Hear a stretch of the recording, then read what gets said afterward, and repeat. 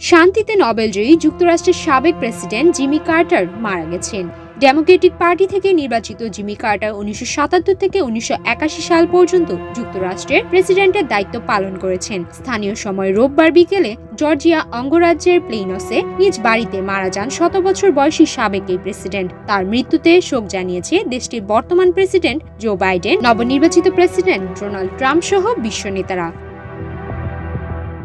Virgin আইল্যান্ডের এক ভাষণে বাইডেন সাবেক প্রেসিডেন্ট জিমি কার্টারকে দীর্ঘদিনের বন্ধু বলে উল্লেখ করে তার শিষ্টাচার ও মানবিক মূল্যবোধের প্রশংসা করেন। শোক জানিয়ে ডোনাল্ড ট্রাম্প বলেন, জিমি কার্টার সত্যিই একজন ভালো মানুষ ছিলেন। আমেরিকাকে আরো শ্রেষ্ঠ বানানোর জন্য তিনি কঠোর পরিশ্রম করেছেন।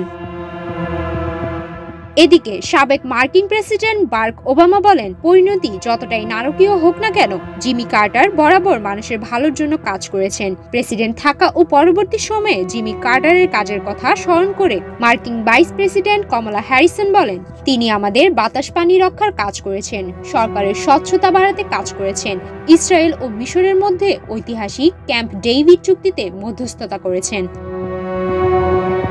শোক জানিয়ে যুক্তরাজ্যের রাজা চার্লস বলেন, তিনি একজন প্রতিশ্রুতিবদ্ধ জনগণের সেবক ছিলেন। শান্তি ও মানবাধিকার প্রতিষ্ঠায় তিনি নিজের জীবন উৎসর্গ করেছেন। যুক্তরাজ্যের প্রধানমন্ত্রী কিয়ার স্টারমার শোক বার্তায় বলেন, সামাজিক ন্যায় বিচার ও মানবাধিকারের প্রতি অসাধারণ প্রতিশ্রুতি পূরণের মধ্য দিয়ে জিমি কার্টার তার শাসনামলের পরবর্তী সময়কে নতুনভাবে সংজ্ঞায়িত করেছেন।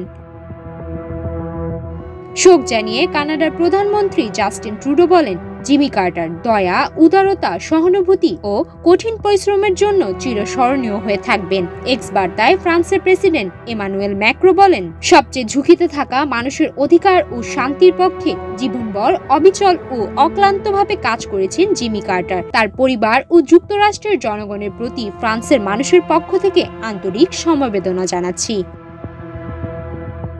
সাবেক মার্কিন প্রেসিডেন্ট জিমি কার্টার শান্তি ও সংলাপের পক্ষে সবসময় প্রতিশ্রুতিশীল ছিলেন। বিশ্ব রাজনীতিতে তার অবদান, শান্তির প্রতি নিবেদন বিশ্বজুড়ে চিরস্মরণীয় হয়ে থাকবে বলে শোকবার্তায় জানিয়েছেন ভেনেজুয়েলার প্রেসিডেন্ট নিকোলা মাদুরো।